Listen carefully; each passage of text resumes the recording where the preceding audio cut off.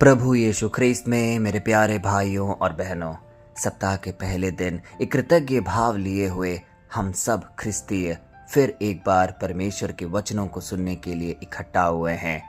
हम सब हमारे जीवन में आशीषों के भूखे होते हैं और इसकी प्रक्रिया में हम कई कर्म भी करते हैं, जैसे चर्च जाना, रोजाना प्रार्थना करना, वचन अध्ययन करना।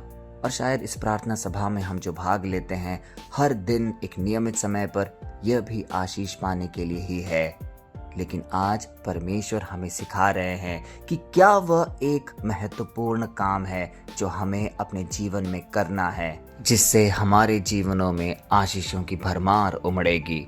तो आइए बिना विलंब किए हुए आज के वचन का अध्ययन करें, जो कि लिया गया है मत्ती के सुसमाचार से, अध्याय 6 पद संख्या 33, और वह इस प्रकार है। इसीलिए पहले तुम परमेश्वर के राज्य और उसके धर्म की खोज करो, तो ये सब वस्तुएं भी तुम्हें मिल जाएंगी। प्यारे भाइयों और बहनों, कितना अलौकिक है ये वचन।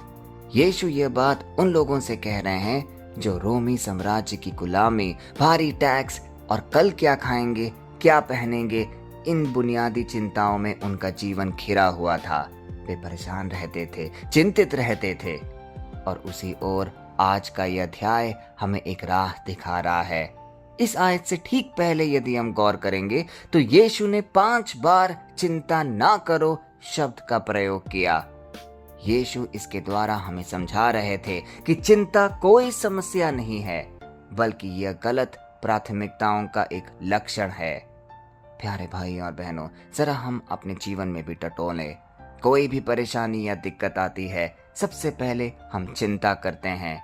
हम सब अपने जीवन को लेकर चिंतित हैं कि भविष्य में क्या होगा, जिस बीमारी से हम आज ग्रसित हैं उससे हम निजात कैसे पाएंगे। कई लोग तो पूरी रात इसी बात को सोचकर अपना चैन और नींद दोनों बिगाड़ देते हैं। प्यारे भाई और बहनों, इन्हीं सब के बीच आज का वचन हमारे लिए एक सुकून लेकर आया है, क्योंकि वह साफ साफ हमें दिशा निर्देश दे रहा है कि सबसे पहले तुम परमेश्वर के राज्य और उसके धर्म की खोज करो। इसके लिए हमें पहले जानना होगा कि परमेश्वर का राज्य क्या है। इसका साफ साफ मतलब यह है कि हम हमारे जीवन, अपने परिवार, अपने बिजनेस, अपने निर्णयों पर सबसे पहला अधिकार परमेश्वर का रखें। सारा कंट्रोल उस पर छोड़कर मसीह पर पूर्ण विश्वास रखें। क्योंकि यदि हम चिंतित भी होंगे, परेशान भी होंगे, तो भी हम उस सिचुएशन से बाहर नहीं आ सकते यदि परमेश्वर हमारे साथ ना खड़ा हो। इसीलिए आज ये अनिवार्य है कि हम वह धार्मिकता अपनाएं जो परमेश्वर ने हमें सिखाया है, जो यीशु मसीह ने हमें चलने के लिए प्रेरित किया है। हमें मसीह के लहू पर विश्वास करने से मुफ्त उपहार मिलते हैं, और वही आज का अध्याय हमें साफ साफ इंगित कर रहा है। प्यारे भाई और बहनों, अंतिम में यह लिखा गया है, यदि तुम परमेश्वर को खोजोगे, उसके धर्म को अपनाओगे, तो ये सब वस्तुएं भी तुम्हें दी जाएंगी, तुम्हें मिल जाएंगी। इसका अर्थ समझिए। जब जब हम अपना जुड़ाव अपने पिता परमेश्वर, अपने सृष्टिकर्ता के साथ एक बेजोड़ तरीके से करते हैं, हमारा जीवन बदलने लगता है। कई संकेत हमारे जीवन में दिखने लगेंगे जो कि हमें वचन की ओर प्रेरित करेगा। यीशु ने यह नहीं कहा कि तुम वस्तुओं के लिए प्रार्थना करो।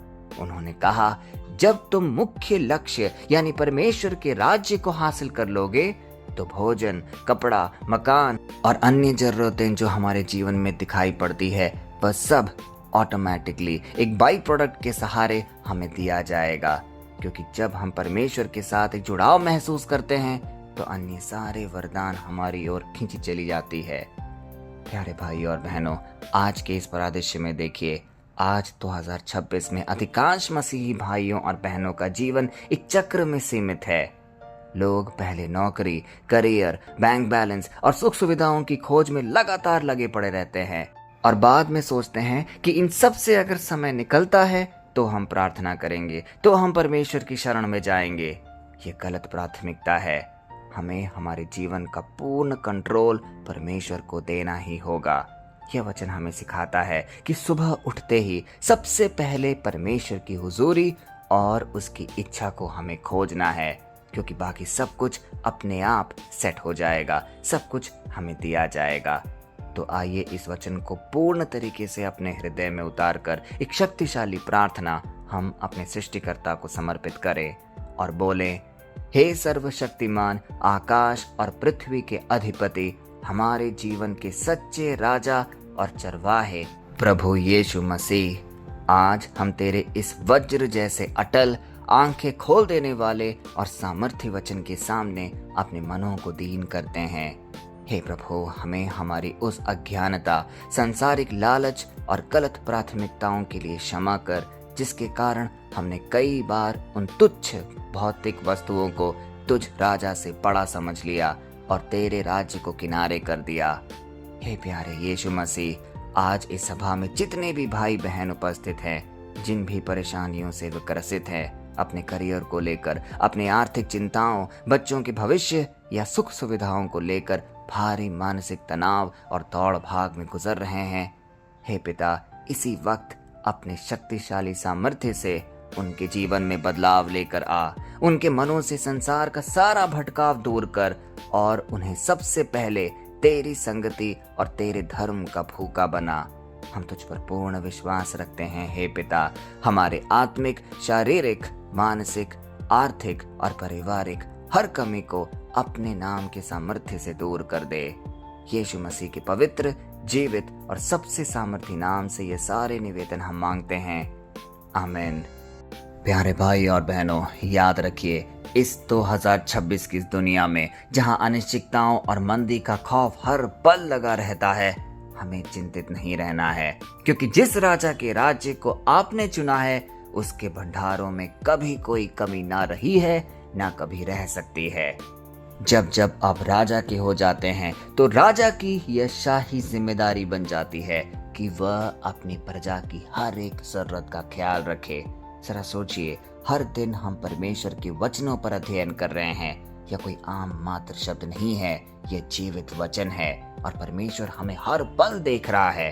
क्या वह हमें इसके बदले अनेकों अनेक वरदान से नहीं उपहार करेगा? वह हमें पूरी तरीके से चंगाई नहीं प्रदान करेगा, हमारी मतलबें नहीं पूरी करेगा? जरूर करेगा, सिर्फ हमें अपना विश्वास उस पर अड़िग बनाए रखना है। आपको चीजों के लिए भीख मांगने की कोई जरूरत नहीं है, आप स्वर्ग के वारिस हैं। इस वचन को बार बार अपने दिल में दोहराइए और फिर देखिएगा किस प्रकार परमेश्वर का दखल आपके जीवन में दिखना शुरू होगा। परमेश्वर का अटूट अनुग्रह, मसीह का शाही शासन और पवित्र आत्मा का अलौकिक संतुलन आपके जीवनों में सदा बनी रहे। जय मसीह की।